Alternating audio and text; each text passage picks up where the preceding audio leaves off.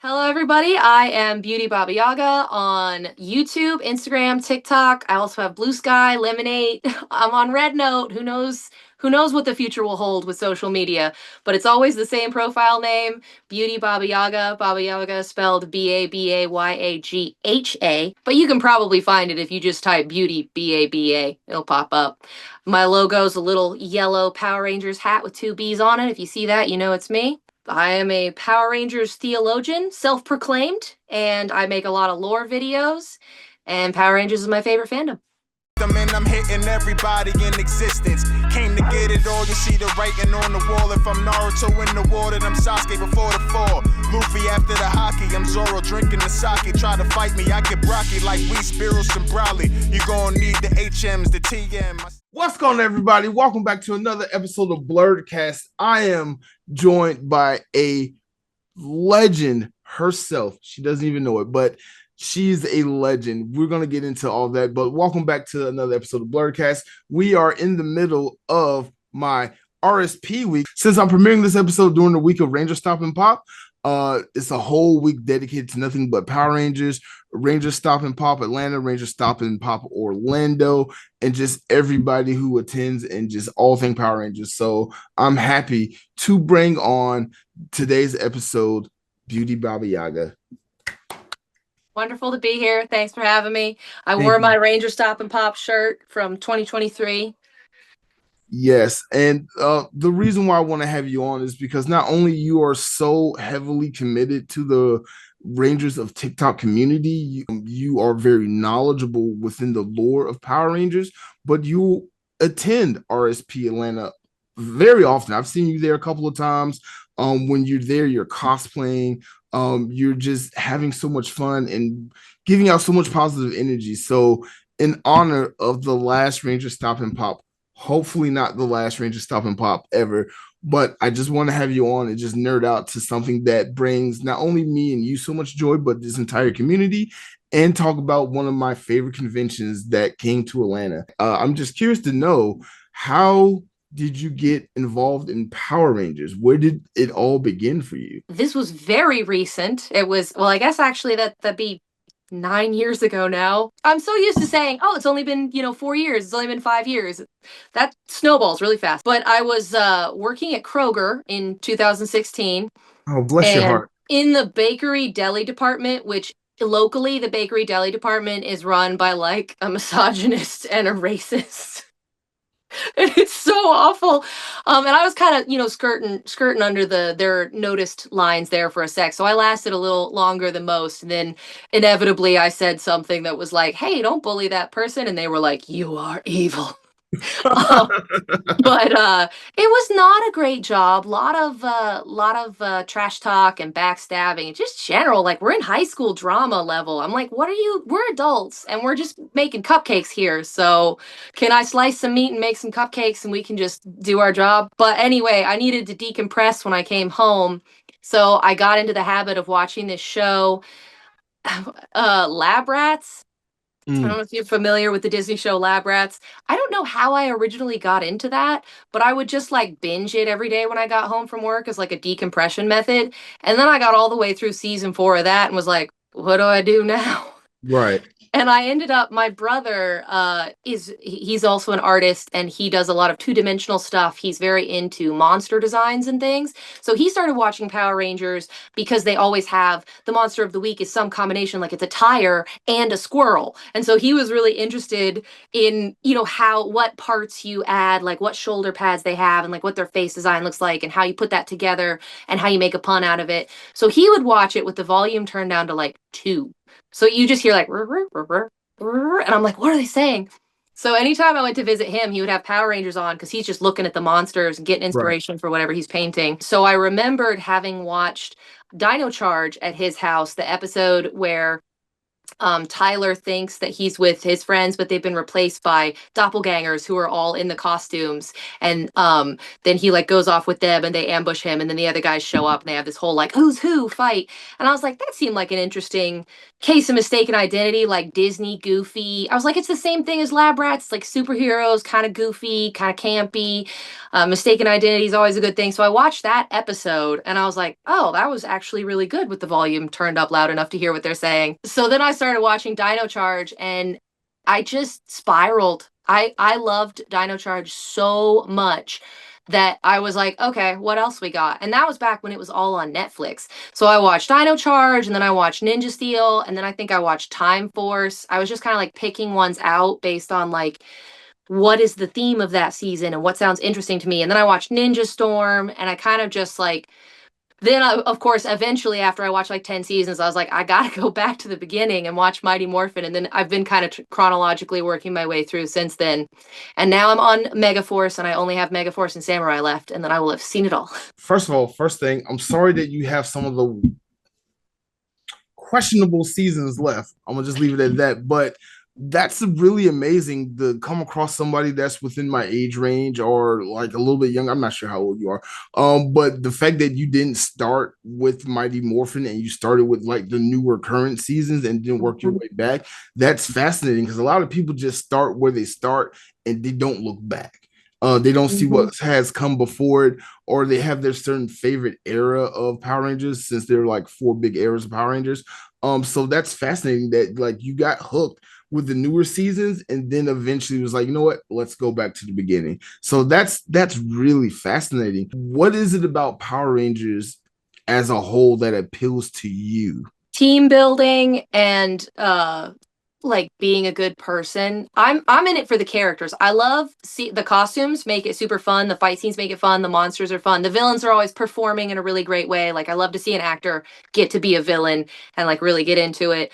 But at the end of the day, seeing a team come together and build a relationship and learn how to work together when they're different. Like some of my favorite stuff in Power Rangers is like people who start like butting heads and thinking they're not going to get along.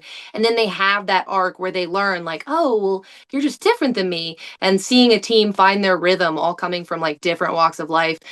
It's just very soothing and comforting knowing, like seeing something that shows me that humans can, work together and they can get along. And the fact that Power Rangers is so hardcore, even since Mighty Morphin, on being inclusive. Like, I watched an episode of Mighty Morphin where there was a kid in their class who was dyslexic, and they went all into like explaining to the audience what dyslexia was and that he's not stupid and it's harder for him to study than everyone else.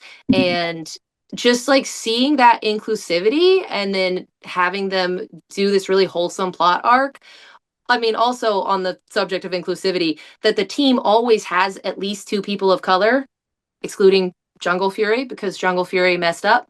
But like, I remember when I really was starting to get into it early on, I was watching Ninja Steel, and there was a scene where Haley and Preston were having a conversation about like, oh, what are we going to do? This is crisis. We have to figure it out. Everyone else has been captured.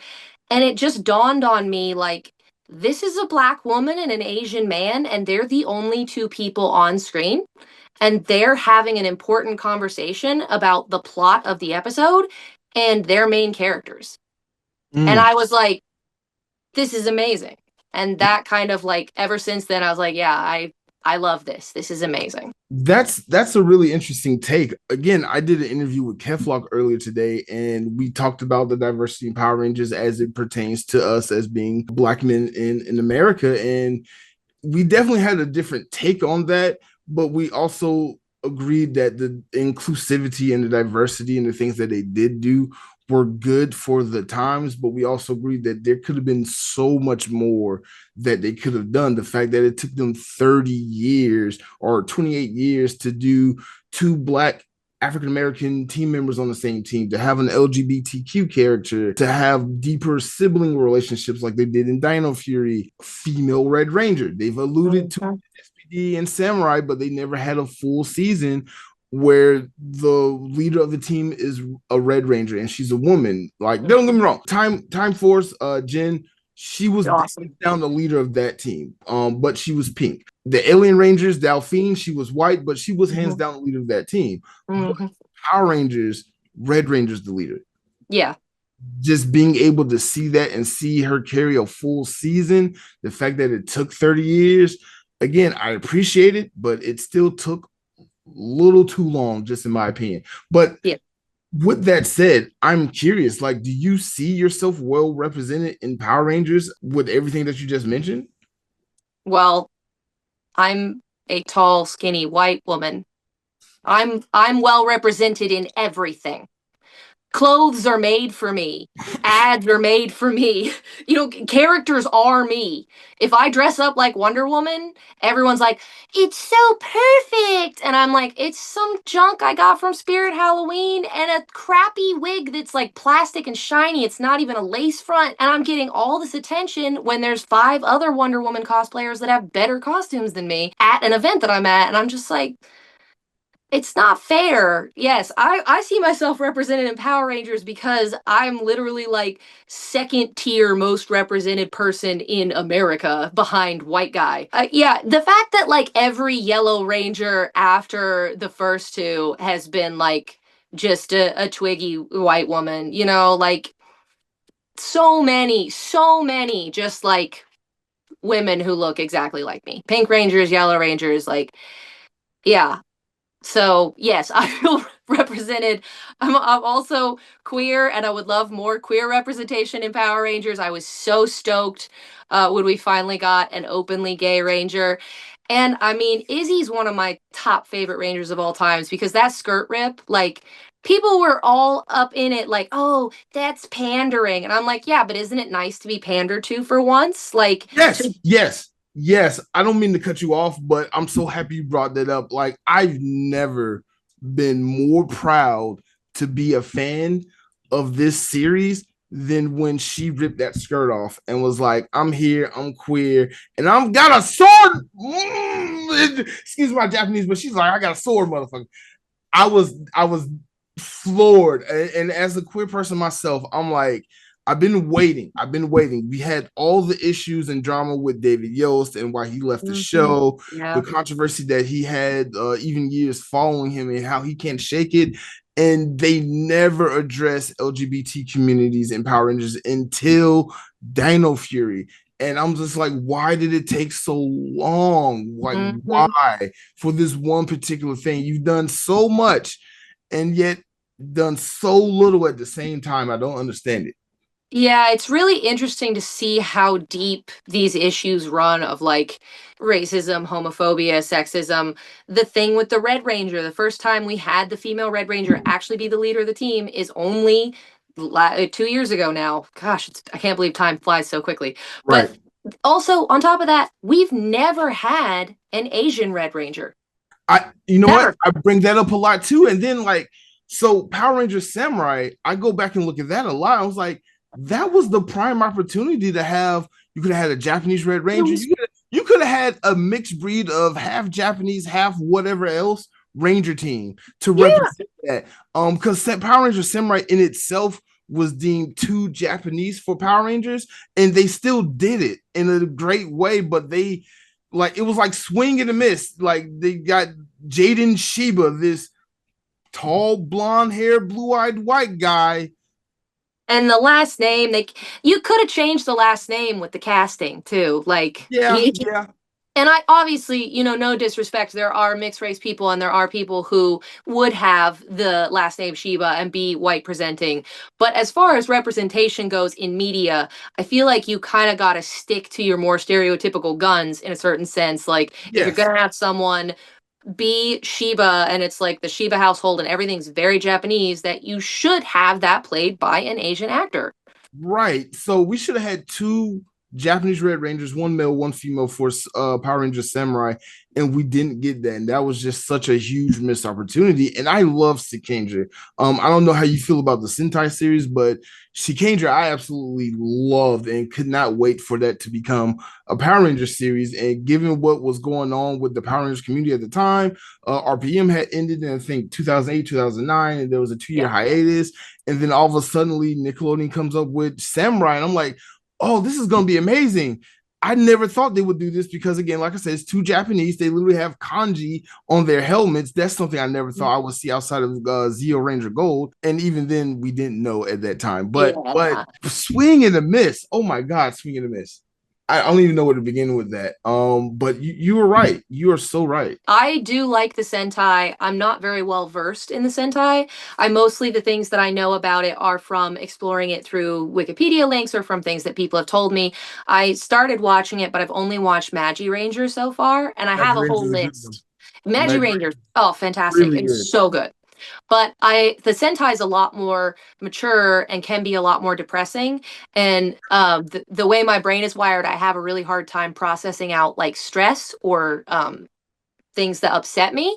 So I need to make sure I pick seasons where there's not some sort of death scene where I'm going to then be annoyed, like, oh, they didn't have to die. And then that's all I'm going to be able to think about for the next 7 days, you know? So I have to be careful with my media intake because I know that I'd like to enjoy my life and not just be thinking about this one scene from this one thing that I watched. I do have a list, but I'm probably not going to watch all of the Sentai just because I know a lot of it can get a lot darker and a lot more gritty. Right. Well, there's a few you should definitely watch. I recommend Gokaiger. It's the 35th anniversary season. It's like a Cliff Notes version of Super Sentai up until that point. And then even with the anniversary stuff they've done after, like they've done Gokaiger 10 years later, they've done Aba Ranger 10 years later. I recommend all that. Also, just, peek into what's currently happening in Super Sentai. Right now, they are on number one Sentai Go Juger. And that's actually pretty interesting with how they're doing it.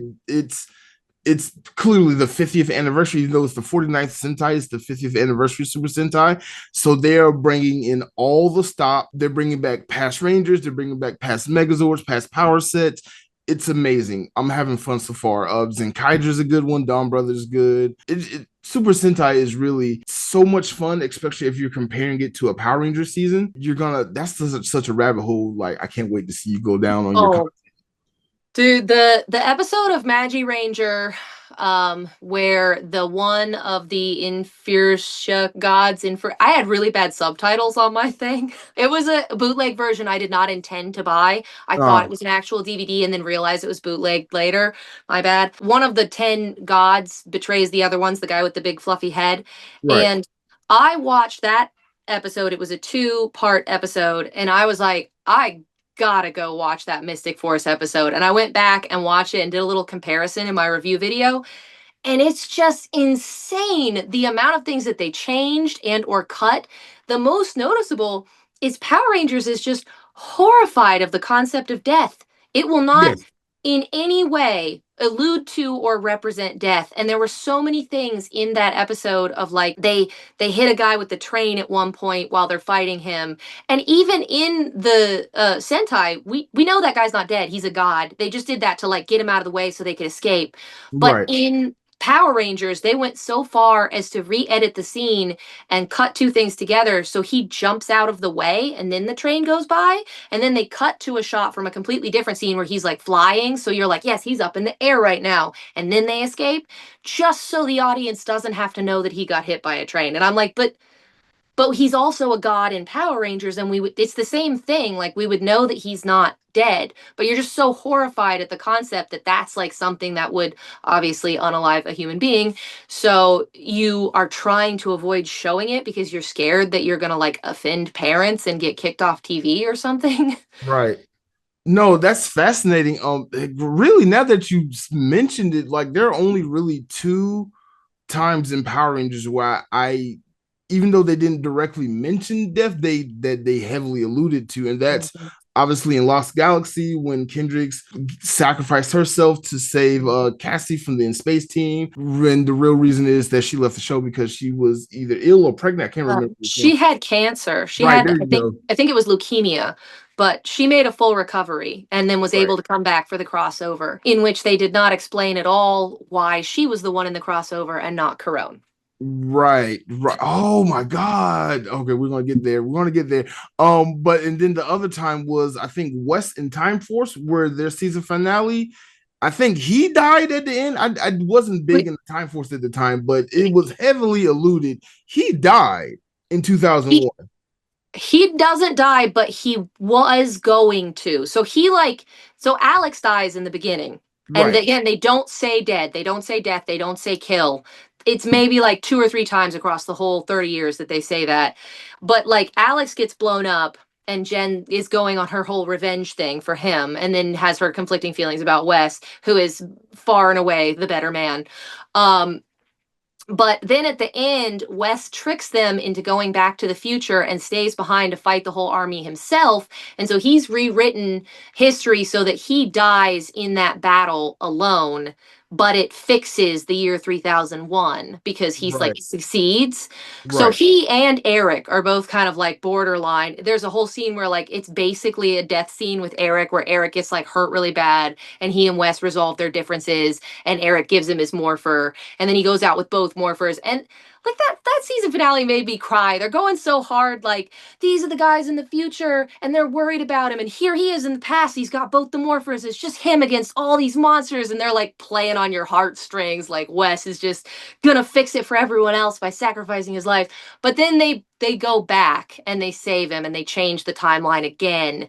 And so then he ends up living. But there is this like theoretical moment in which they're in the future and Alex is like, yeah, Wes died in the past to make this timeline work. And you Mm, can't go back because it's against the rules and that's just what has happened. But then they, right. like steal the ship again or whatever. Right. Just hearing you like recap it makes me want to go back and watch it. I'm like, oh my God, don't spoil it. And I'm like, I That's one of my years that's ago. one of my favorite seasons. Like top 5, Time Force is one of my favorite seasons. Another time that they mentioned death, and it was recent, it was in the Once and Always Netflix special where Robo Rita comes out and just like it's time to get deadly serious. And I was like, wait, the D word. I've never heard that in Power Rangers.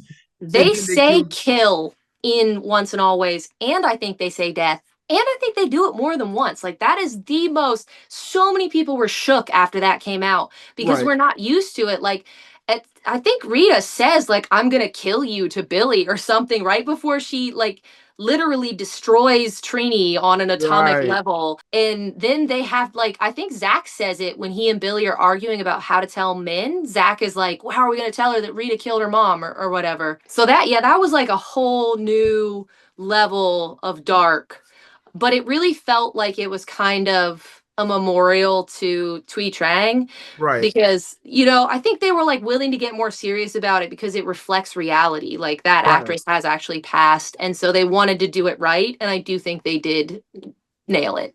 No, I agree. I think Once and Always 100% addressed the passing of her and JDF very respectfully and like continuity on a continuity standpoint, like, it makes sense. Like, hey, she had a daughter, she's been a ranger this whole time, and she was destroyed in battle. Like, Crazy.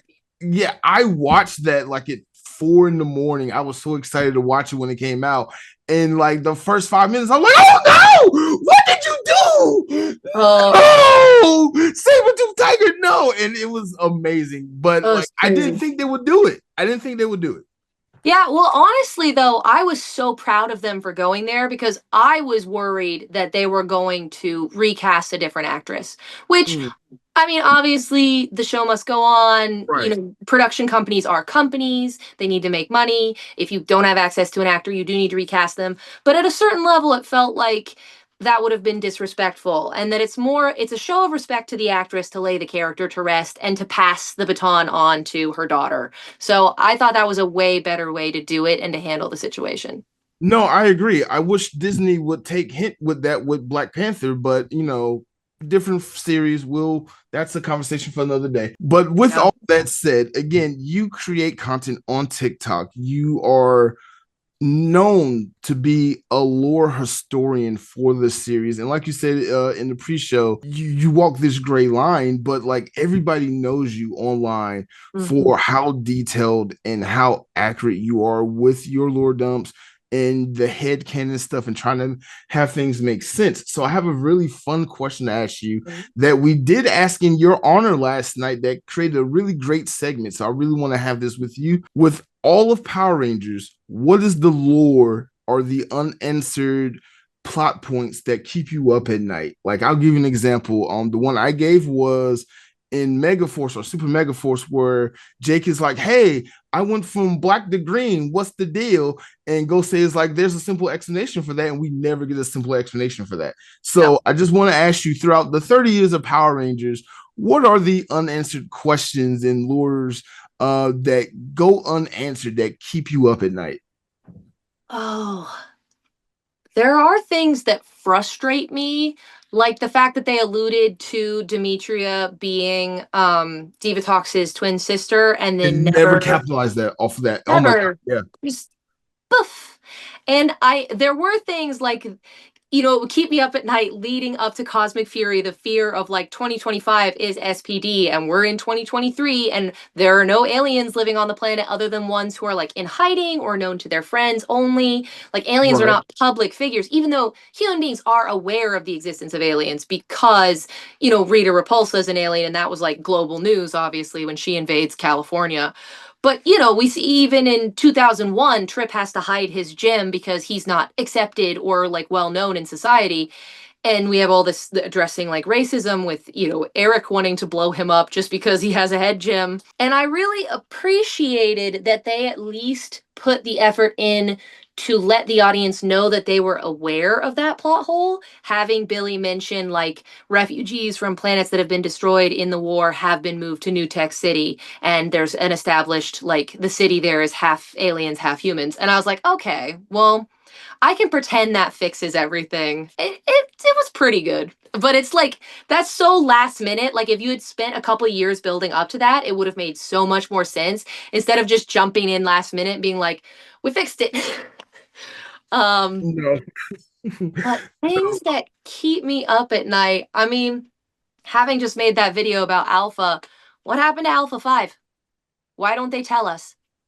We can That's infer, like, there was a battle on Eltar, and Alpha and Zordon were together, and they're BFFs forever, and then Zordon gets kidnapped, and Alpha's never seen again. So I would assume that means that he got destroyed in the battle on Eltar. But the fact that we don't know, like, Alpha 5, such a huge, important character and such a beloved character. And the fact that we don't get closure on the end of his story is a crime. It's a horrible crime. no, I agree. And then again, in once and always, he just appears again in this Alpha 8 or Alpha 9 and then turned into Robo Reed. And I was just like, come on, just give us the full story of Alpha already. Well, and I think the inference is that Billy built his own Alpha, and that's who Alpha 8 is. And it's like, because, we know there are different series with like 5 and 6 are on screen at the same time. So we know that definitely they're different robots and not just a Right. robot, remodeled, which would imply that, like, when one shows up in Once and Always, that could be a different model. And when, 8 shows up and then 9 shows up, those could be different models. But like, they don't really let you know completely. They don't say, "Oh, this is a completely different robot. We didn't use any other parts from the other robot." So it's a little frustrating they don't flush that out more. Right. Since we're speaking of Alpha, I have to bring up the most frustrating version of Alpha to Mm. me, in my opinion.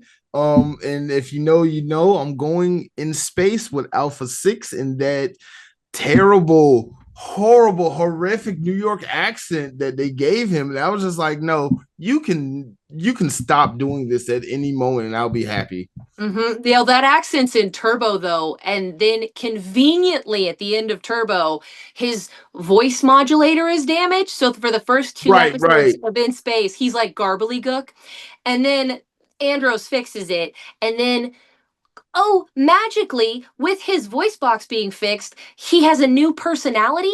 Like, there are parts in Turbo where he's like insulting people while they're trying to have a serious conversation about their emotions, or like, yeah, he's like, "You're late," or "Get out of here," or whatever. He's such a jerk. I hate him so much.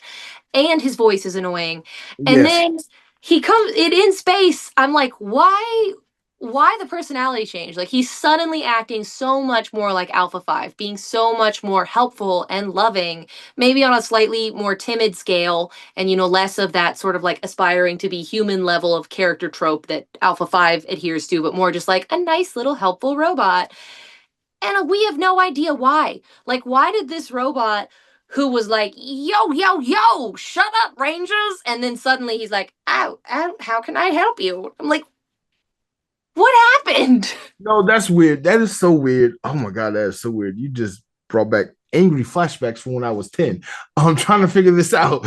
Since we're still speaking about lore dumps, there's some others like I get it. You have different writers and different production companies running a series that's been out for 30 years and trying to make a connected universe can be challenging. But then there's some lines that are said, especially in the later seasons in that Neo Saban era and Hasbro era, where I'm like, this could have been easily fleshed out if they just thought about it for like a couple of more minutes. Again, I hate going back to Super Mega Force, but Super Mega Force, where they introduce Ranger teams that have never appeared on Earth before, and they just leave it at that. I'm like, but you have Sentai 6, you have Aquatar, you have Eltar, you have all these other planets that we know that had other Ranger teams that you could have been like, hey, these are Rangers from this planet and this planet. These are other Aquitian Rangers, but the Zeo version of the Aquitian Rangers. But nope, you just, excuse my Japanese, half-assed the writing and left us there hanging, and then we get Super Mega Force, which is a nightmare in its own self. I'm gonna leave that one alone, but it's so much in this series that keeps me up at night. Yeah, I have only watched 2 episodes of Megaforce so far, and I really want to find the joy in it. I really want to do like just frame it and do a watch where I find what I really like about it. And I want to do a review series where I only talk about things that I like, because everyone's done a series where they talk about things that they hate, you know? Right. But I don't know. I'm struggling a little bit. I watched those 2 episodes and had kind of like an existential crisis of like, is there anything that I like? And do I just want to be another drop in the bucket of people complaining about it? I don't want to be, though. I want to do a positive watch, and I don't know if that's like impossible, but people tell me that they like it, so I know that it appeals to a certain audience and a certain like level of enjoyment. So I need to find that zone. I need to like hone in and find the joy in that watch. In my experience, the people that do come out and say they like Megaforce and Super Megaforce are new Ranger fans who've only seen but so much of the series, and then they get to Megaforce, Super Megaforce, and see it's an anniversary season and see like, oh, Power Rangers has been going on for so long, so like they get to capitalize off of nostalgia without actually having the nostalgia there to be capitalized off of. For me, again, Gokaiger came out first, so when I saw Gokaiger, I was like, oh my god, this is a love letter to Super Sentai. I can't wait for this to be in Power Rangers and all the things that they can do. All they had to do was literally copy the script from the Sentai series per episode and just make that Power Rangers, and complete swing and a miss. Oh my god. Yeah. Oh my god. Like, how do you fumble a ball so hard? And Saban had it in their hands at that time, which is the biggest cluster what the F moment that I cannot understand. It's still to this day. Really, really feel like the Neo Saban era, like in the Saban era, in the Zordon arc, Saban was maybe a little bit more willing to take risks because he had that fresh joy of like, oh, I've got a hit on my hands, you know? Right. So he was like, well, go ahead, you know, let's take some risks, play with it a little bit. Once we get to the Neo Saban era, this guy has already sold the franchise. He saw Disney do a good job with it. He bought it back. I think not for any level of respect or of joy, but just saying like, oh, I can make money on that again because Disney, Right. I saw Disney do it. And he's just thinking like, how do I squeeze the juices out of this? It's not even on his front burner. Like, he's got other projects. He's running a whole company. And I think that he really just like squashed the creativity of his team. Like, he was like, streamline. That's when flashback episodes got introduced. Like, the Christmas and Halloween flashback episodes are a way to fill a slot on TV without doing as much work. Right. And there's so much about I do love the Neo Saban era, at least Dino Charge and Ninja Steel. But like, there's so much about it that is like clearly streamlined, and clearly you've given people less time and you've given them, less than what they need to be free and be creative. So I just think during that time, the person owning it was thinking it of more as a like side project cash cow and not giving it what it needed. I 100% agree. My biggest issue between the end of the Disney era and the beginning of the Neo Saban era was the tonal shift change in the storytelling and how they wrote the story and the characters from RPM to Samurai. They went from this really edgy, young adult, neo-apocalyptic type of setting. And again, Disney thought RPM would be the last of Power Rangers ever, so they poke fun at themselves, which perfect season to do that, given that Engine Sentai Go Andra was a spoof type of season. So they did like a lot of tropes that I love in RPM, like making fun of the explosions. Why do all the Megazords have these big giant anime eyes on it? I love that. And then it was so dark and gritty and just what I wanted at that time from Power Rangers. Because again, I was a young adult. I was almost a full grown adult in high school, college, graduation. So yeah, I was in college when RPM came out, so I wanted a story like that. And then when Samurai came out, and it went from this dark, gritty thing to where for 4-year-olds, I was like, oh, don't know. I think I've outgrown Power Rangers again. It's really interesting that when a production company thinks, oh, this is the end of Power Rangers, it's the last one, that they do take more risks and they go out with a bang and they work more on the characters. And like In Space and RPM are two of the better written seasons with better developed characters and more intensity and with more of like a final finale, because the people were thinking, oh, we're done now. This is, we're done with this. It's over. And I think that really affords them the opportunity to make a really great season because they're not policing it as much as. No, I agree. But then it's too bad with Cosmic Fury. They did police that one because they were like, well, we're going to keep making it. Now, obviously, we see them struggling with like finding a company, finding a deal, finding a way to remake it. If they had, I think that like we're done mentality and just kind of given Cosmic Fury a couple more episodes and been like, do whatever you want. We're done. The show's over. It could have been much, much more impactful. No, I agree. And there's so much in Cosmic Fury that I wish they explored so much more of. Like Ollie, not Ollie, Ollie being the dark blue ranger and being evil and then turning cold towards the end of the season and then becoming the blue Cosmic Fury Ranger. That could have been explored more. The fact that what's his name? The Black Ranger was an amputee. He was an amputee. Like that's our first disabled ranger, disabled ranger ever. Exactly. And then like how they morph with the orbs and flipping it in the air. I'm like, it would have been so cool if he had to figure out how to morph with the orb being a two-handed thing, but he's an amputee before he had the robot arm. And then even with the robot arm, the fact that he kept the robot arm while he was morphed, that was amazing. Well, and it's so interesting too, like why? Because there are other instances where like the morphin grid changes someone's body to fit the suit. And so frequently it'll like make you shorter, make Doggy Kruger's head fit inside his helmet. So you would think based off of that rule that it would just put the arm inside the suit. But the fact that it's outside the suit is really interesting because then you wonder like, why is it like that? Is it because it's so much more impactful to Javi as a person that, his feelings about it have made it stay on the outside of the armor? Like, I want to know obviously it's the rule of cool. It looks cool. But I want to delve into like the actual lore of why we can still see his robot arm when he's morphed, because I think that'd be really interesting. Right. And not only that, but like the going into the mindset of where he was as, hey, I'm a ranger and I can do all these cool things, and now I don't have an arm.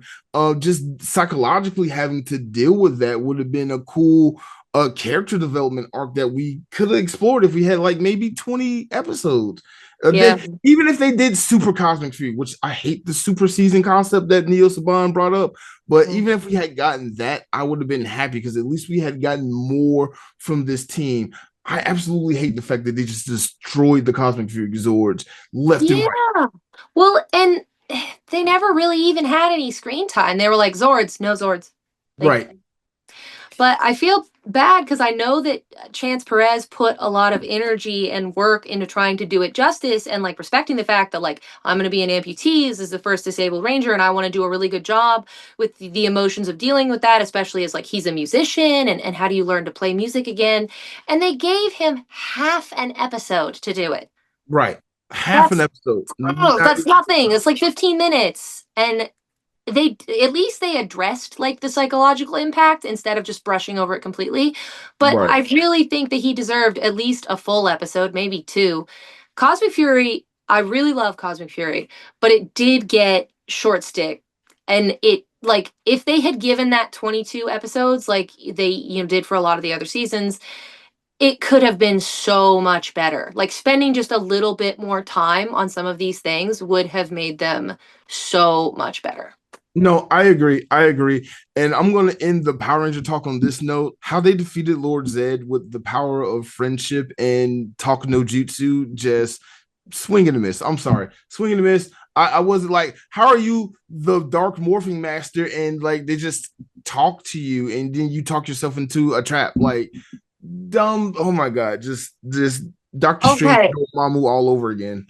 hear me out. It wasn't super satisfying, but from a conceptual standpoint, given that Power Rangers is all about don't escalate unless someone forces you, like let's learn from each other, let's communicate, let's learn about diversity and inclusivity, having them resolve the final battle with the biggest, baddest villain through conversation was in some ways really gratifying. Because, I mean, obviously, we all want them to have a big throwdown, but at the end of the day, a big throwdown is like, for a character that's not even concerned with these things like communication and development and like character. So like seeing the Power Rangers come full circle to the point that they're like, we're gonna resolve this like diplomats was kind of cool. I thought it was a risk and it probably didn't really work, but I appreciated that they tried. That brings up an interesting question, and I can't believe in 34 plus years of this series, I've never actually had this conversation out loud outside of my own head. I'm a boy, and you're a girl. And Power Rangers, especially in America, was marketed for boys. This is a boy show. This is boy toys. Even within the toys, like they promoted all the male characters over the female characters, Zords, things like that. I am curious to know, like, your perspective as a woman. How do you see Power Rangers versus how I may see it? Because for me, it was always kung fu, giant robots, and explosions. For you, it was camaraderie and teamwork. So I really want to kind of dive into that a little bit before we get into everything else. I mean, yeah, that it is interesting. For me, my experience as a woman watching Power Rangers, one of the biggest things for me has been merchandising because the show, there's always women on screen. Even though it's less than the men, they are still always included, which is big in comparison to a lot of other stuff.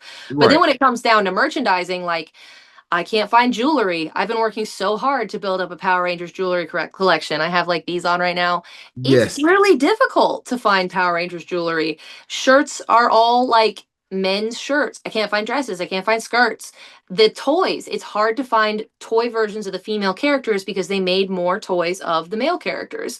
And then you get down to like even what is printed on the clothing, it's really difficult to find a shirt that has all five of the core team on it. They'll usually Mhm. do three, and those three will be the male members of the team. And Right. I have a rule now where I like try to not let myself buy anything that only has the three guys on it. I'm like, if it doesn't have a woman on it, I'm not gonna get it because I have a bunch of cool stuff. I don't just need to keep buying things. But if I see one that has like the full team, actually, hold on, let me grab it. I have I just got this. It was the first time I have ever seen RPM stuff with Summer on it. Oh, And it's wow. a That's cool. obviously like this is original merch that came out for a child. So I'm gonna cut this off and sew it onto something else. But I was like, I don't care how much that is. It's the only one I've ever seen. I need that right now. And I've had that experience a couple times where I saw something and I was like, oh my God, that has everyone on it. I need that because it confuses me to no end. If boys are willing to watch a show marketed to them that has women in it and one of the women is wearing pink, why would they not want to buy a shirt that has all of the characters on it, including someone wearing pink? And it seems like the company producing the show is a lot more willing to say, like, here's a diverse thing, whereas the company producing the merch is like, well, you can't put pink on a boy's shirt because then they won't wear it because they'll get bullied at school. And I'm like, yeah, honestly, in the 90s, yeah. But This isn't the nowadays, 90s, it's 2025, and we don't live in that type of environment anymore. Like on the I agree with you so much with what you're saying, and I do believe it's the manufacturers of the specific merchandise that's making these decisions, especially in the retail apparel market. Like, we can go Mhm. into why boys are blue and girls are pink, and how that was even a thing 75 years ago. Yeah, But that's exactly. the subject for a different day. Power Rangers has always been marketed, and especially in the States, as this is for boys. But when you look at the Sentai, they have like specific episodes that they dedicate to the women of the team. Hmm. Every season they'll do a girl power episode where the pink and yellow ranger usually, or the pink and white ranger, or the white and yellow ranger team up, and they have a girl power episode and show the empowerment of women. And yeah, it's cheesy, it's girly, but I always ultimately end up appreciating those type of episodes because the rest of the seasons is really either their individual character episodes in the Sentai, their team building episode arcs in the Sentai, or they just exclusively focus on the male Rangers. So when they show love to the female Sentai Rangers, I absolutely love those episodes. One of my favorites is an Engine Sentai Go Anger, where the Yellow Ranger, the Silver Ranger, and even the villain, the female villain, get together and defeat the monster of the week with girl power. And I was like, that's That's so awesome. amazing. Yeah. And then I'm like, why hasn't there been an all-female team of Power Rangers? Yeah, where's Forever Pink in the show? Exactly. Like Zor. So I'm sorry, tangent. Zoran said too much pink energy is dangerous. And I was Mhm. like, we'll never see that in fruition ever again. And then we got to the 10th power, we got Forever Red, we got Once and Always, or Always a Ranger, Once a Ranger, Always a Ranger, then Once and Always. Mhm. I'm like, Mhm. they need to go back and do Forever Pink. Too much pink energy is dangerous. I need to know why too much pink energy is dangerous, because that's one of the things that keep me up at night too. Where's this episode at? Why have we have it a girl power episode? Ooh, pick me, pick me. I pick So you. too much pink energy is dangerous. I think that what he's saying, and this is a theory a lot of people have developed, is since she has the exact same morpher, like he has her morpher in a different timeline. So if you Right, let two people use the exact same thing, every morpher is attaching to, if you think of the grid as like the up and down lines are like Mighty Morphin, Zeo, yeah, SPD, Dino Charge, and then the sideways lines are like red, orange, yellow, pink. right, Yeah. So you're drawing from a spot on the grid that's where you're connected to the energy and where you're pulling energy from it. So if you do the two exact same morphers at the exact same time, it's stressing that point on the grid. And we see that in Dino Thunder when Trent has an evil clone and their powers start to malfunction because they're the exact same ranger at the exact same time and they can't sustain that because they're stressing the morphing grid and they might break it. But then you have other situations where, like, we'll have a team with two Red Rangers. Like, technically, the Quantum Ranger is red. So right, that's Time Force is using two Red Rangers. And then, technically, the Crimson Ninja Storm Ranger is also a Red Ranger. So that team right, also has two Blue Rangers and two Red Rangers. Dino Charge has two Blue Rangers.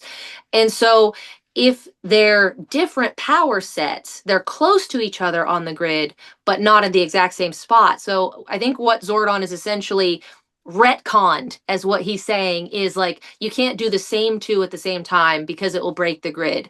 Whereas, like, if you have slightly different powers, and I think that's the reason it works in Once and Always, is that the proxy power coins are slightly offset from the original power coins. They're really, really close, but they're like a little offset. So it's dangerous to use them for a long period of time, but not dangerous enough to like shatter the grid within 24 hours. oh my god, I swear to God, you're like Professor Mhm. X in my head right now. You answered like 7 of my questions in your explanation. So I don't even have to bring up proxy coins or anything like that. So, oh my god, I love you. I love just this nerdiness that I'm getting from you right now. It's almost like I've made 3 or 4 videos about that topic and like had people ask me questions and had to answer all the different questions as they came up and figure out how it all makes sense.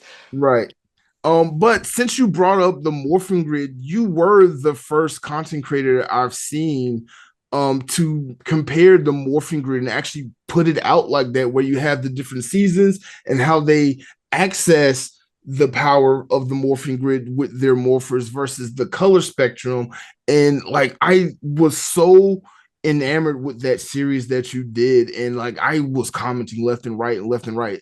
So I just want to commend you for that, for just putting that together, because I never thought of it in that context. So since we're now on the subject of your content and creating your content, let's go ahead and dive into that. You are huge on TikTok for doing literally what you just did, just being a nerd about Power Rangers and taking something that's so minute and obscure and finding headcanon so it fits.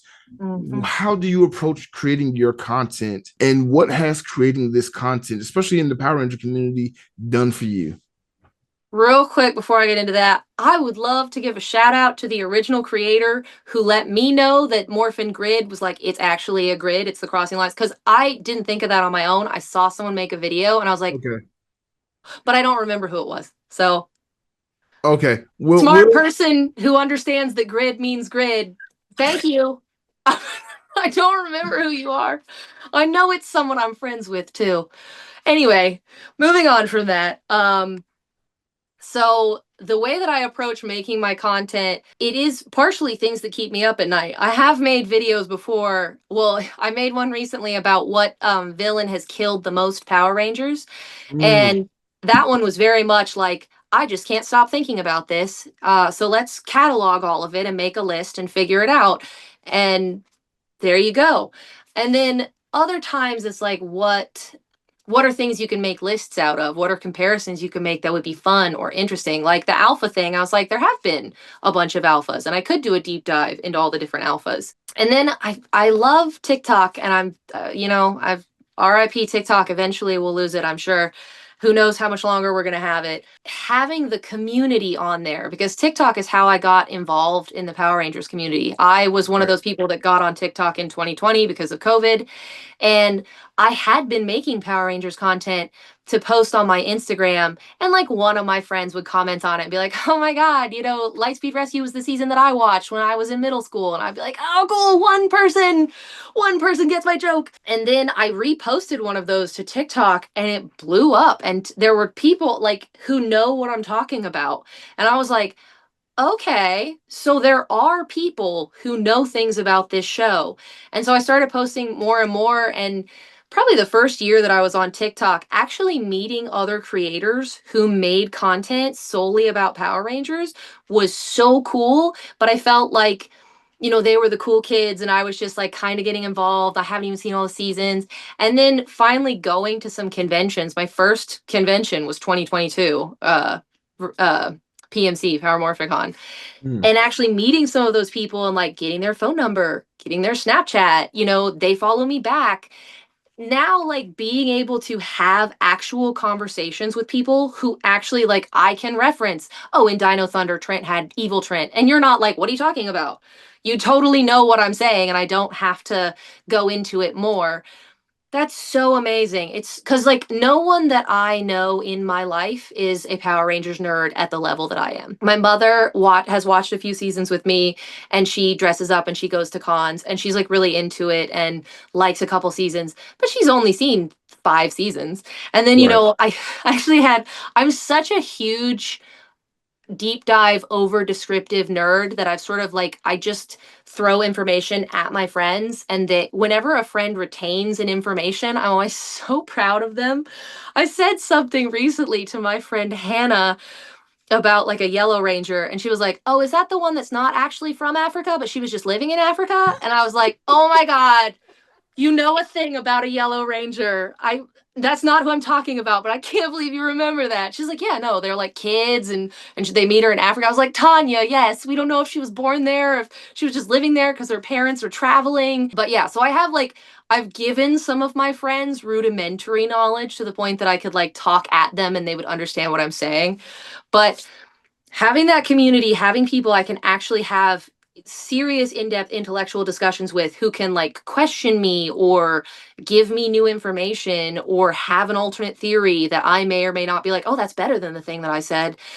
And then also, like, on a larger scale, people that I may not be mutuals with who maybe just saw one of my videos or, who follow me, them leaving comments and being able to say, like, well, what about this? That is such a source of, like, A, learning, and B, finding things to make videos about. When I'm existing like in a stale state of not being able to talk to people about things and not being able to have like sounding walls and bouncing ideas off of people and people giving me new information, it's so much harder to make new content because I'm like, I can't even think of anything. And then, someone will come on and they'll be like, oh, did you know there's a show from New Zealand that's like also inspired by tokusatsu? And I'm like, wait, what, really? Right. I can't remember what that's called. I still need to watch that. But someone like the fact that someone told me about that. So that's a really big part of it for me is just like reading comments, responding to people, learning things from people, and being involved in the community just gets those creative juices flowing. And then you're like, well, if they said this, and I thought this about it, then I should make a video where we talk about this because other people are probably thinking about it too. No, I get it. The Ranger community, the fan of Ranger said this last night on the live that the Ranger community is so intelligent in how we talk about the things within Power Rangers and the aspects of the things that they're trying to convey to us within the show.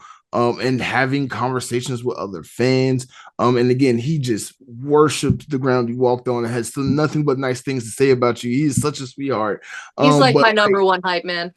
right. Oh, I can tell. I can definitely tell because he definitely hyped you up last night, even though you weren't there. But the fact that he brought up that you can find somebody within the Ranger community, even if you disagree with them, but still have an intelligent conversation about something that speaks volumes. And a lot of fandoms, Star Wars, Star Trek, just not naming it, but like you don't really have that. And don't get me wrong, there is discord, there is disagreements, Yeah. there are issues within the Ranger community, especially with Sentai versus Power Rangers.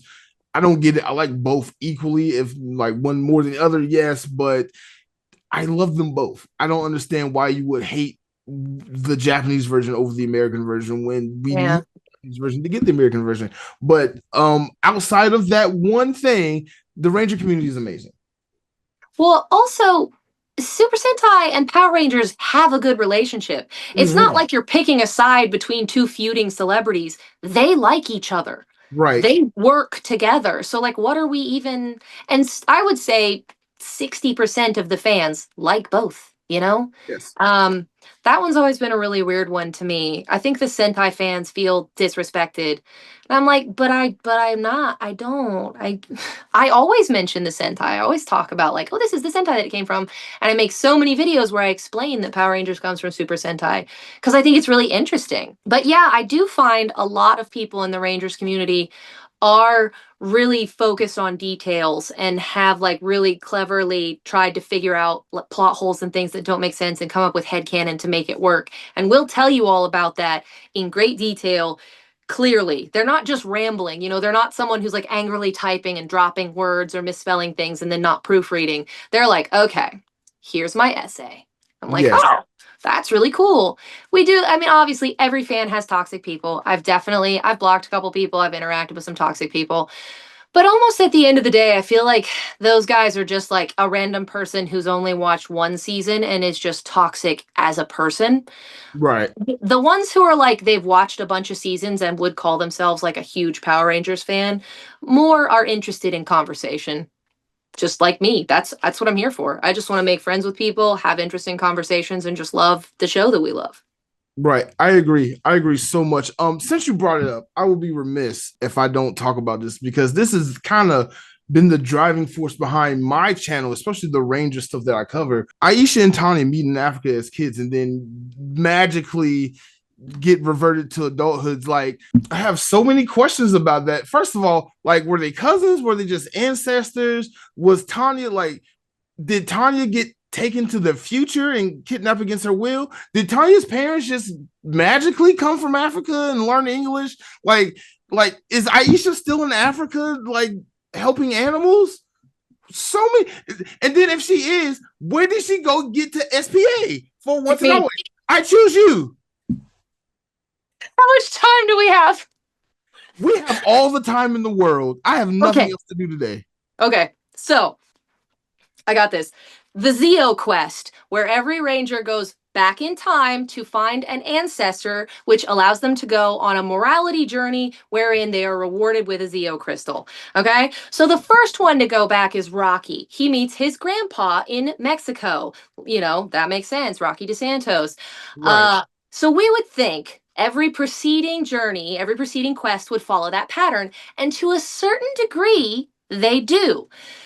Tommy goes back in time, meets a group of Native Americans, learns that he has Native American heritage, which is confirmed in Zeo when he meets his brother, who has been living on the reservation and talks about being a Native American.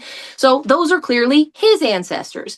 Adam Park, who is Korean, they never specify North or South Korea, ever, ever. But he goes back in time to Japan. Korean. Anyway, I thought he went back to Korea. So No, he goes back in time to Japan. Motherfucker. Okay. He goes somewhere and meets a random old guy who does not appear to be related to him and gets his crystal. And you're like, okay, that was weird. And then Kat. Kat goes to Australia in an alternate dimension where everyone is her.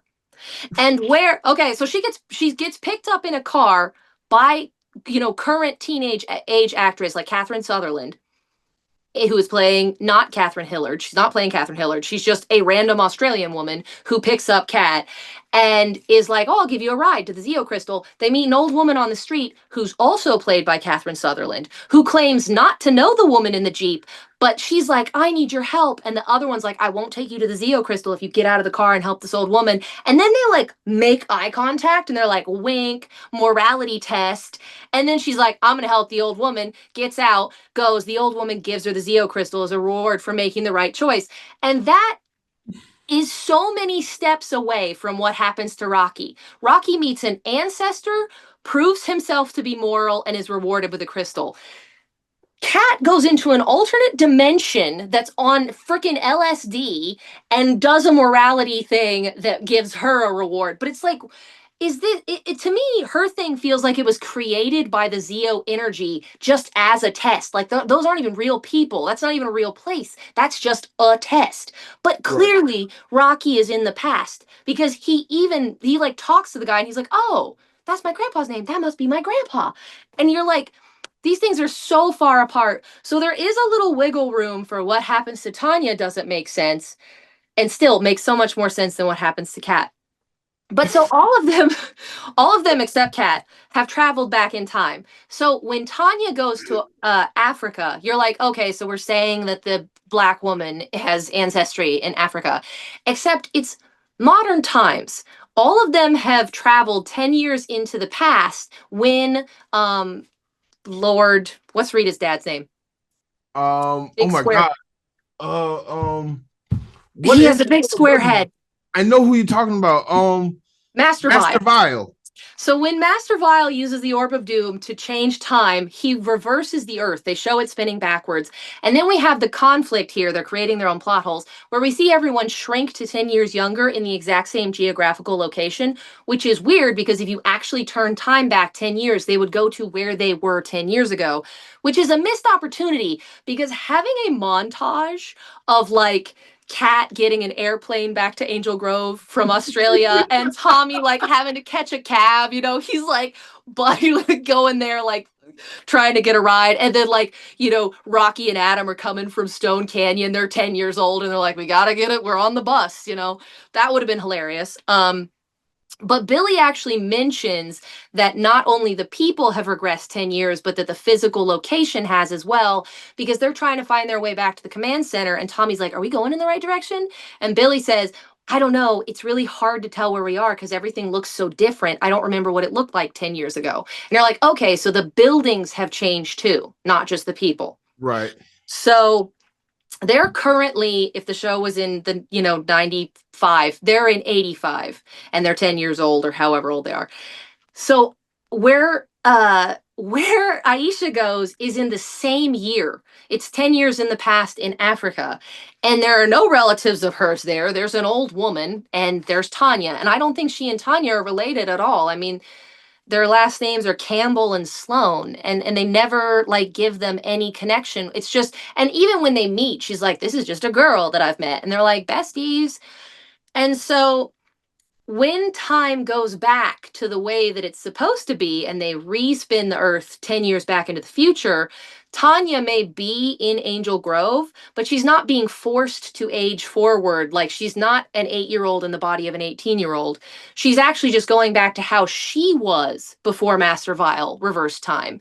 And Lord Zed mentions when time is corrected, it will correct the timeline as well, and your families will have moved and been with you this whole time. So theoretically, Aisha's family have been living in Africa for the last 10 years because, which there's a whole moral thing with that. Like she chose to move her family, just for her Mm, own thing. mm, Like that mm. seems a little like she might have wanted to ask them about their life and what they want to do. But anyway, so here's the biggest plot hole with all of that is that Tanya mentions when they're in 85 that her parents have disappeared and that's why she's living with this old woman. And her parents are archaeologists and they travel a lot, which is why I think she's not actually from Africa. She just was there when they disappeared. Mm. But she finds and rescues them in this temple in Zio. And they can't have been in this temple for 10 years because legit, what would they be eating? And also, there are torches all over the hallway that are still lit, and those would have gone out for sure. But if she tells Aisha that her parents were missing 10 years in the past, how are they still missing 10 years in the future? Unless, like, correct the timeline meant they were with her in Angel Grove for the last 10 years and then went missing recently in like 95. So that's a little confusing. But because because Aisha and Tanya switched places, that means that Tanya came to Angel Grove from Stone Canyon in the Ninja Quest arc with Adam and Rocky, and that means that Tanya, according to what, everyone in the greater world would be aware of, was the Yellow Mighty Morphin Ranger, and Aisha never was. But here's the thing is, hold on, the power protects them. So they all remember that Aisha was the Yellow Mighty Morphin Power Ranger because they even check on her after the time is corrected. They don't just forget that she existed. They look at her in the viewing globe and they're like, bye, Aisha, we'll miss you.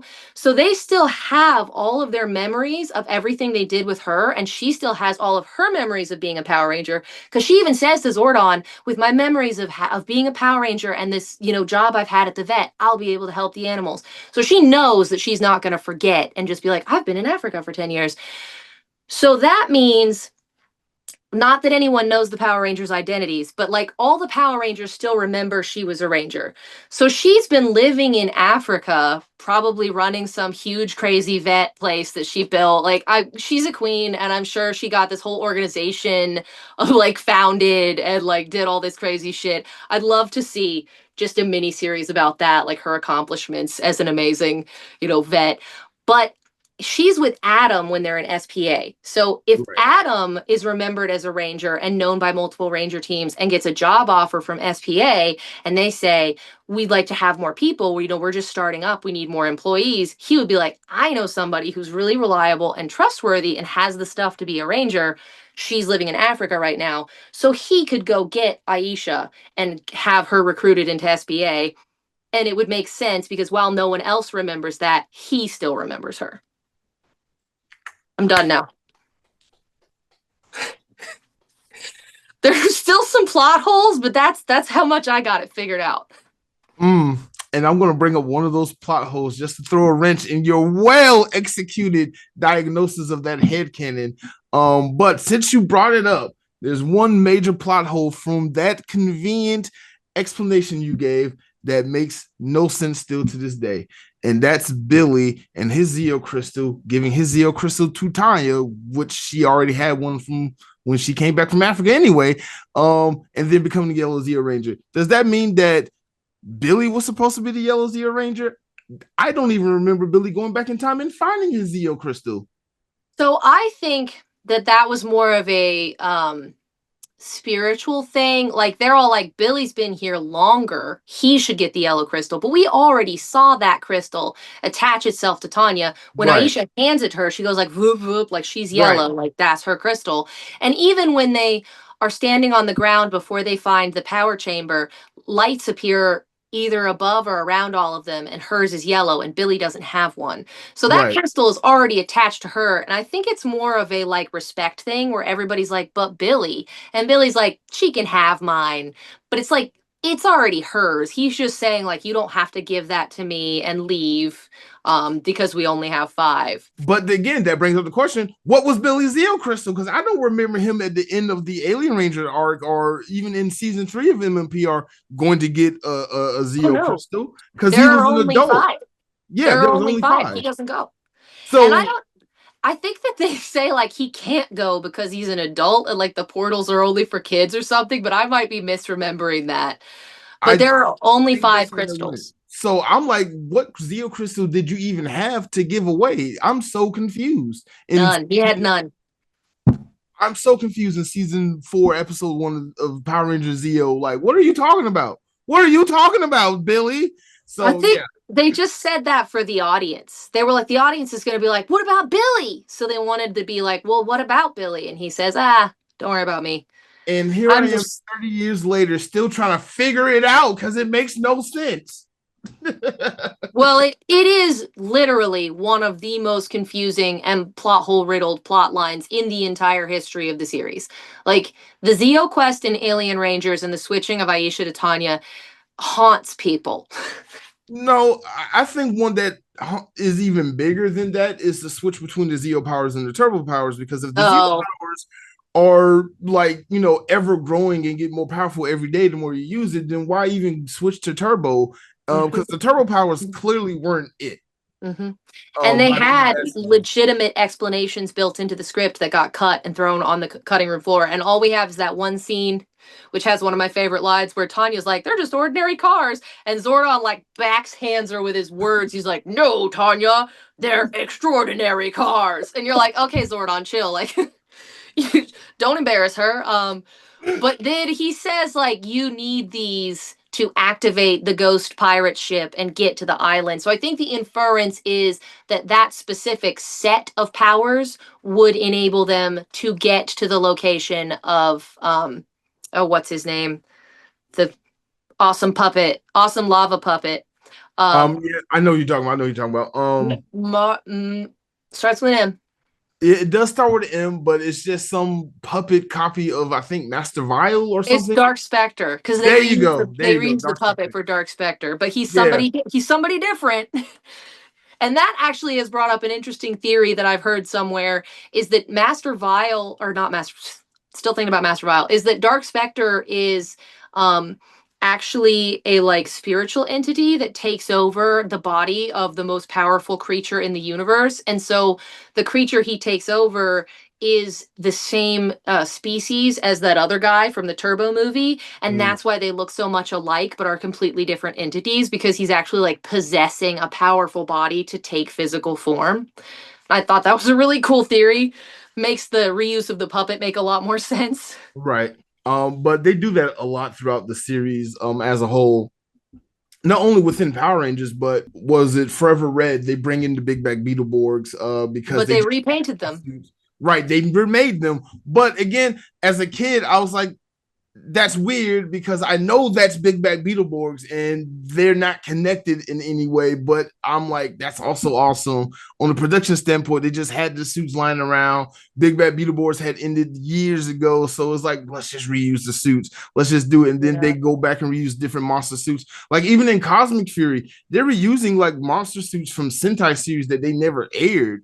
They just Mm-hmm. happen to have the suits because that's what Japan sent them. So Yep. they're like, we're gonna use the monster suit from Lupin versus Pat Ranger. We're gonna use the monsters from Takuja and just kind of mix it together to create Cosmic Fury.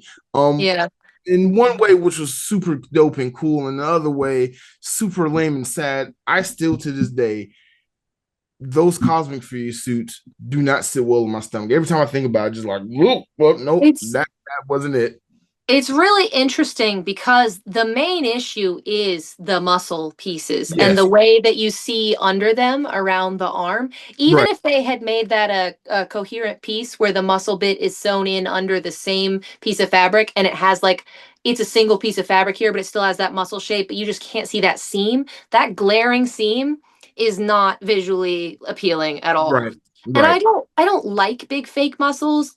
It kind of works for like a superhero show. I mean, you get into like Batman Forever in the opening sequence where they have like they show their butts and their little molded butt and they actually have Right. like nipples on the six pack of their like exterior suit. That works for comedic effect and for it being like a comic book and it doesn't look bad even though it's like stupid at a certain level once it recognizes how stupid it is you Right. are okay with letting it go and just being like, hey, man, they actually look good. But with Cosmic Fury, it was so unnecessary. I have three Cosmic Fury outfits, and several people have told me that they see the one that I'm wearing and think it looks cool, and then they see the show and think it looks bad. And I think the thing is, like, I'm literally wearing like the same thing most shows have, like a tight spandex piece, but I have all like, I have the gauntlets, I have the boots, I have the chest shield, but just removing that muscle piece and making it fit the person's torso makes it look so much more like every other season of Power Rangers and makes it, you know, a more appealing design because you don't Right. have like, oh, their torso is a weird shape. And yeah, I like them.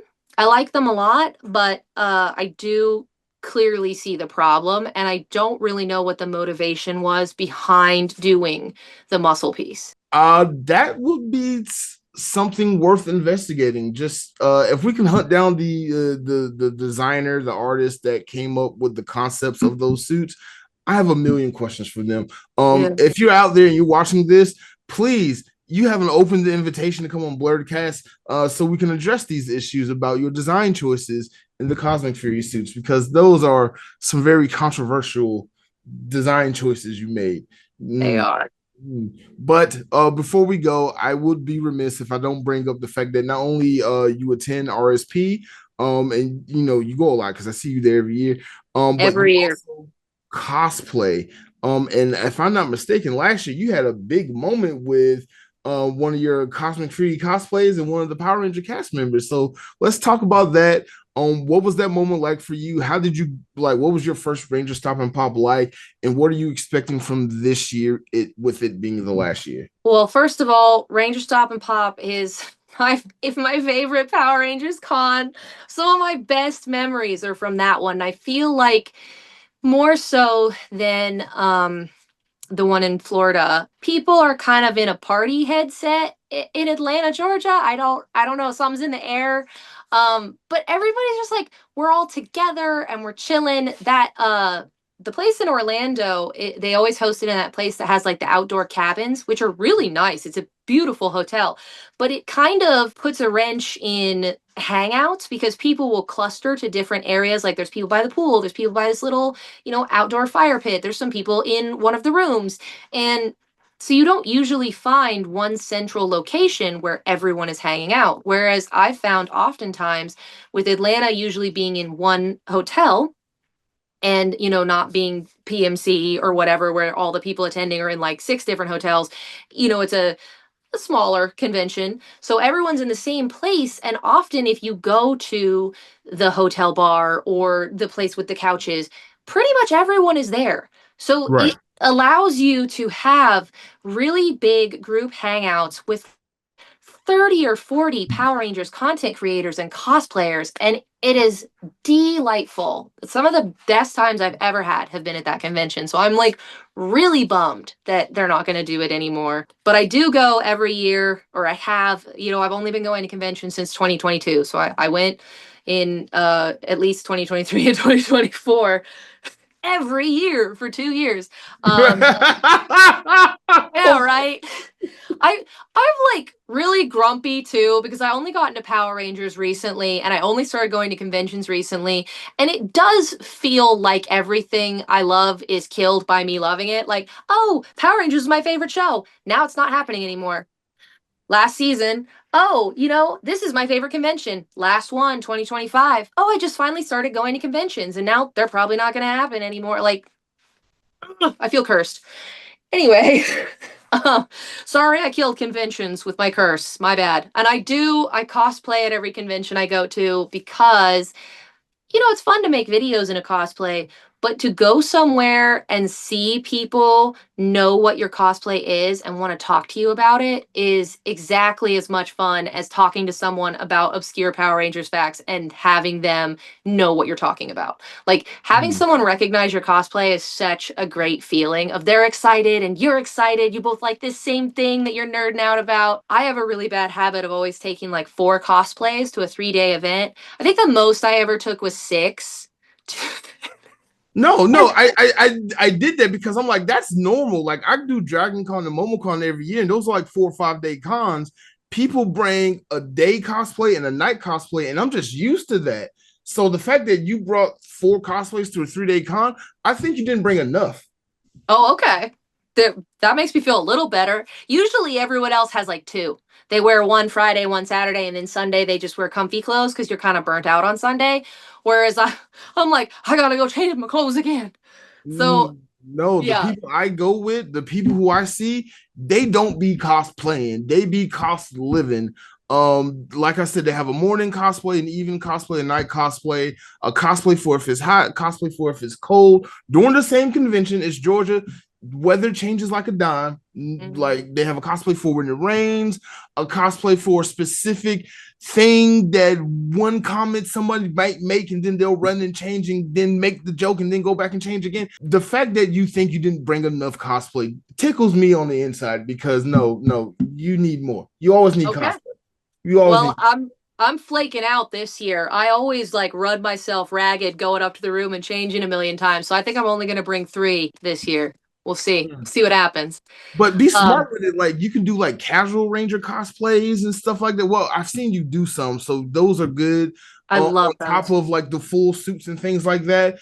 Even like their casual uniforms. Like, oh my god, I was just talking about last night. We kind of brought this up. The in space casual team uniforms Yes. are some of the Love those. slickest, sexiest Mm-hmm. casual uniforms, like non-ranger uniforms that are next to like the Oh, SP In uniform. Space and Time Force. Time Force, yes. Okay. This is a little hot take I have. So you know how in Time Force they have those shades that come up on their face, and then they'll be Yes. the lens will be their color Yeah. of their ranger form.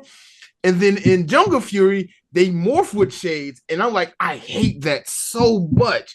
Um, this is my little theory. I understand why in Jungle Fury they changed the morpher from the brace knuckles The things that the gauntlets. Sentai had, which was amazing morpher. Makes sense for that type of theme. You have a theme of fighting and martial arts. Cool. Crunch your knuckles, you morph. The shades in Jungle Fury, complete. Like, nope, that didn't work for me. But I was like, why didn't Time Force have those shades be their morphers versus what they actually had? That would Mm-hmm. have been so much cool. Sorry, just random thought. I'm having so much fun just geeking out with you. You're right though, because just putting on a pair of shades, like they shot their shot and I appreciate them doing it and I like the variety. And also I think that it's harder to lose shades than it is to lose one of those like loose ones like SPD. I would Right, misplace that. If it's not stuck on your wrist, I'm losing it. But the shades I think is like second tier to a wrist morpher. Like I right, probably will be able to find that. It's probably like on my collar in my pocket. right. But you're so right. Like the way those click on like Iron Man style in Time Force, Yes, that's a thing, you know? Like if you do that, you like hit a button and it goes like blah blah blah blah, and then there's like some kind of sequence where your suit comes on the same way. Like that could be really, really cool. So yeah, missed missed opportunity. opportunities.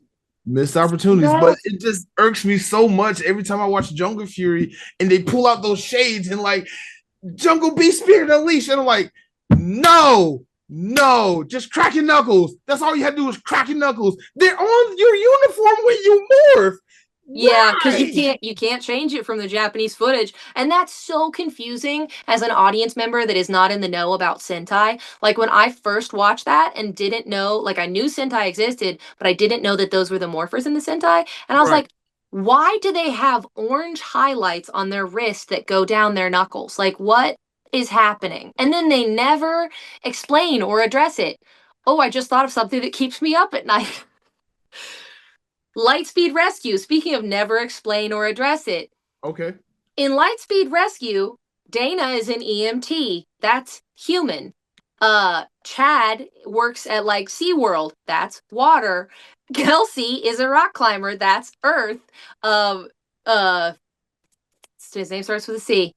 The Red Carter. Ranger. Carter. Carter is a firefighter. That's fire. Right. And Joel is a pilot. That's air. Right. They're like the fifth element, Captain Planet. They're the five elements.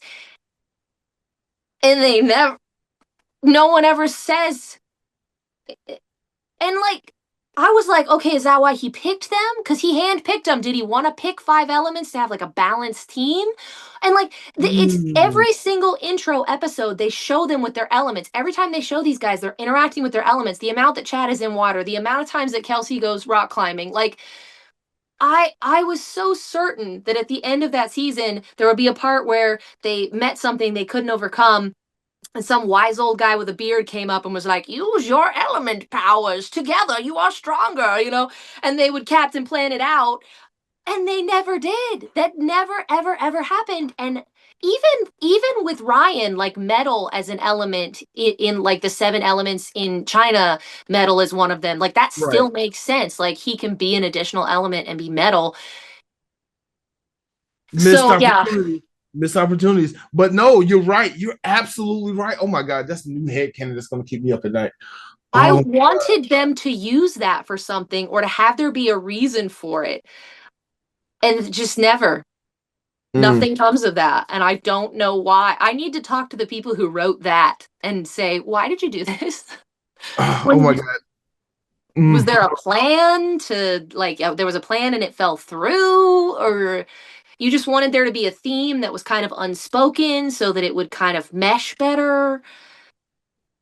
Mm, I got you. I'm gonna give you one more headcanon before we go. And I hate keep coming back to this and keep bragging on these two particular seasons, but when in Rome, Mega Force and Super Mega Force. Why were they the same team from Mega Force to Super Mega Force? Like, I get it; it was supposed to be a super season, but what I don't think what they get was they messed that up.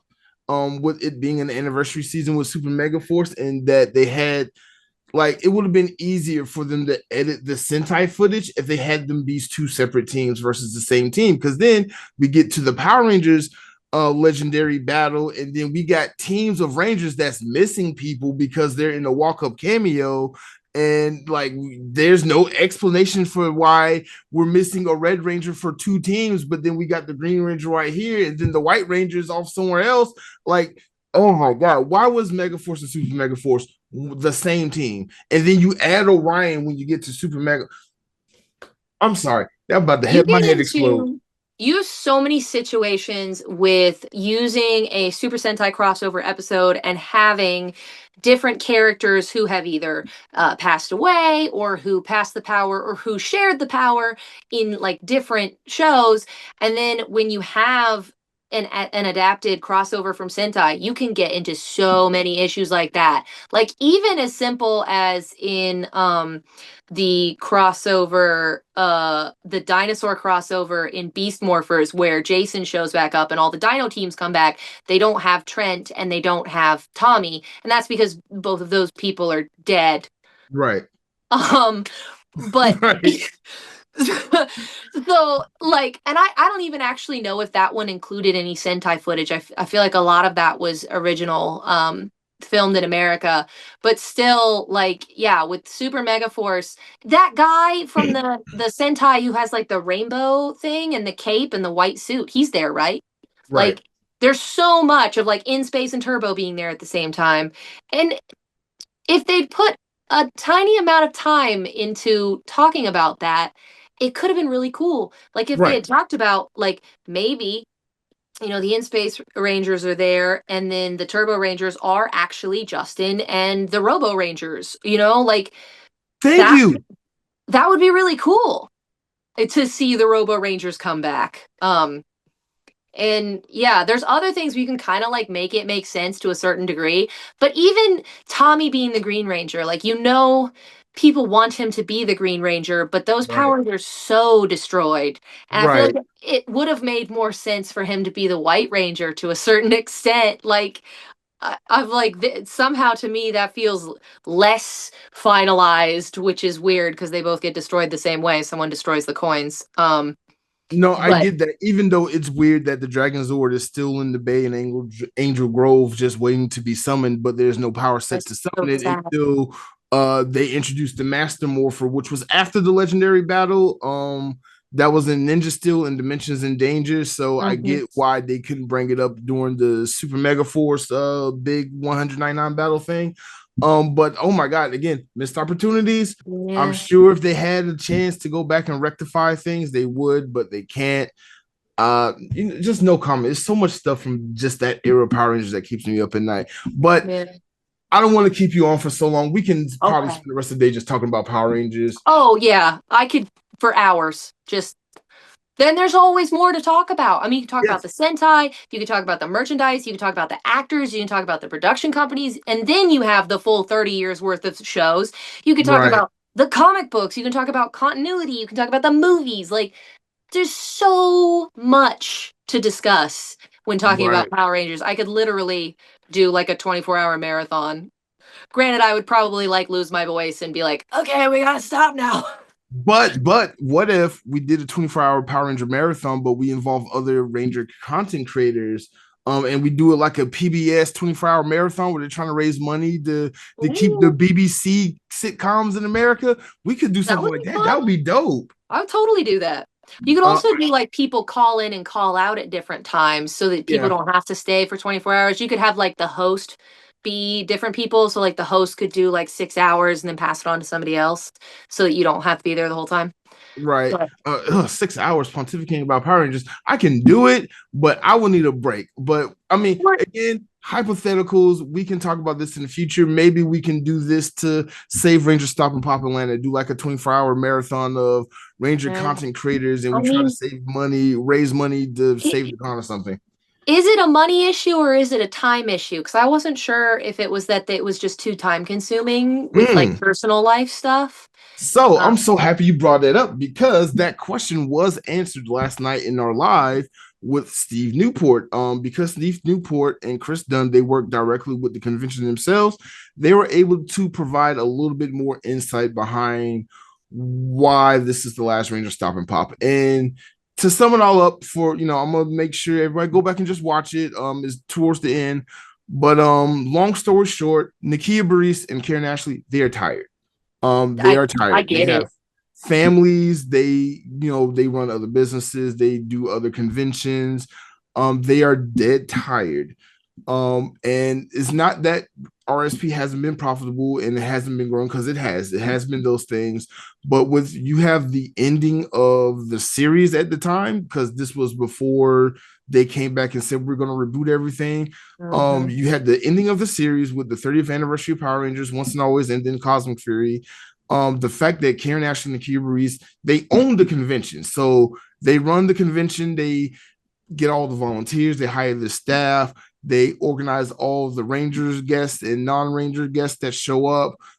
It's a lot. It takes a lot to run a convention that happens one time a year. Yeah. I And I've think that learned, no, like a go lot of people don't understand how much work goes into something like that. Like it is a right. hugely labor intensive thing. Like you could be planning next year's convention before you even start this year's convention. And Exactly. it is a largely underappreciated and under celebrated labor of love. Like you don't get the props that you deserve if you're hosting a convention. That's just guaranteed.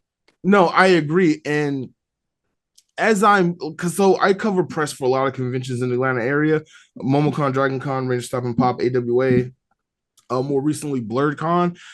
I interviewed the directors of the cons, the volunteers. So much goes into just creating a con, running a con. As a director of a con myself now, after this year, I am the director of media relations for the Atlanta Sci-Fi and Fantasy Expo. It's a local mall convention that had a hiatus for 5 years, so now it's back. And so much, like, you need to organize stuff. You got to get, like, nobody's making money doing these things. Like, we're just doing it because we are just nerds and we want to create a space for other people to come and just be nerds. Even though RSP makes money, even though Dragon Con and all these other cons make money, the amount of money, time, effort, and energy that goes into it before you see a dime is a lot. Like, I'm sure like RSP probably just finally made a profit for the first time, like maybe 2 years ago. And now that they are finally hit a stride because the series as a whole is ending. They kind of might feel like that if there's no new content coming out for this particular convention we're doing, it's going to be harder to host this convention without the actual show running in concurrent with the con itself. Yeah. Power Morphicon has the same issue. RSP Orlando has the same issue. Power Expo has the same issue. RSP is just the first casualty of there not being an actual running season of Power Rangers. Yeah. I mean, it's going to get less engagement if it's not actively coming out. That's just how it's going to go. Right. And yeah, as dedicated as the fans are, you need a little bit of new blood to keep engagement up. Right. And that goes back to say with what Phantom Rangers said last night about the community.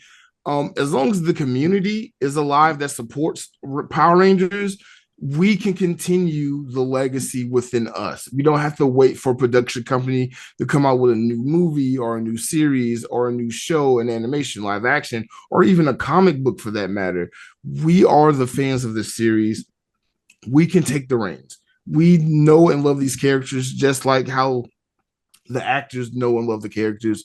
There are things, there are projects that are coming out like Rail Riders, like the Project Zodiac. Right, Project Zodiac, Power Rangers, what is their name? Olympic Warriors. I think that's I can't remember. They premiered their movie last year at RangerStop Pop. It was something Warriors, Olympic Warriors. Fans are taking over and just running with what we have and just trying to do our own thing. And I support those imaginative creators that are taking the franchise and doing their own thing with it. Well, I mean, we have the best ideas, so because we love it, and you know, we care so much about the characters and the plot and how these things happen and where it would go and hypotheticals. Right. Like, of course, all the fandom stuff. We're such a crazy, dedicated, focused fandom. When fan projects come out, they're not just like confusing gook. They're like real good, well thought out stories. Right. I also want to shout out Power Rangers Unworthy. Oh my god, when they drop new episodes, I'm like, oh my god, it's just cosplayers having fun and doing something that is really unique and actually very well put together. So again, I want to commend just anybody, if you're out there in the community and you are creating original Power Ranger content the best way that you can, you're doing the Lord's work. So true. Yes, and I commend you for it. I appreciate you. But thank you so much for coming on. Sorry for taking like 2 hours of your time, but like we talk about Power Rangers, and I just didn't stop. It's hard to stop. Yes, it is. But before you go, is there anything that's on your heart or close to you that you want to talk about? Something that we didn't bring up that you want to bring up, or anything that you want to promote? This is your soapbox moment. You have the floor to talk about anything that you want. I think the thing that's kind of been bugging me this whole time is that my name is not Christopher Robin. I just keep looking at that. I forgot about that. So in the beginning, when Baba Yaga came on, she had a Winnie the Pooh background on. Yeah, the 100-acre wood behind me. Right. But no, go ahead. I have a friend, his tag is Miles of Magic, and he does magic tricks, and he often will do like themed ones. And actually at the end of April, it was canonically Eeyore's birthday from Winnie the Pooh, so he did one where he had me as the guest and I cosplayed Christopher Robin. So I changed my background and my name to do that with him, and then immediately forgot that I did that and didn't fix it before we did this. So it's cool. You know, I think it's cool. Like people are gonna watch this like, why is she Christopher Robin? And if they watch the whole episode, they'll find out. But again, thank you so much for being on. For those who don't follow you, where can they find you on the interwebs? You can find me at Beauty Babayagha. YouTube, Instagram, and TikTok are my big ones, but I also have a Blue Sky and a Lemonade and a Red Note. If you have any other social media platforms where you found that a lot of Sentai or Rangers fans are gathering, please shoot me a DM because I want to be there too. I will go ahead and give you one right now. Ooh. Jump on Reddit. Reddit, all right. Jump on Reddit. I don't know how to use it. I'm too I old have a for it. Reddit, but I don't use it, so I'll figure it out. I'll figure out Yeah. how to do it. The Power Ranger community is super deep, super toxic, but super deep on Reddit. You might find some good content there to make. All right. Thank you. But for everybody else, this has been Blerdcast. Again, I would like to thank Beauty Babayagha for coming on. Again, I understand you wasn't able to join the live last night. You were traveling back from Rome, which I forgot. I forgot to bring up. How was the Rome trip?